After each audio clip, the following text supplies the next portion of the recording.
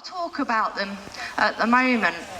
These guys, successful, like the kites actually, for 200 years, these guys have been completely extinct from England. Travel out in the wild is very, very difficult. If they come across something that's already dead, they may as well feed on it. They save all the energy it would have otherwise used in the chase.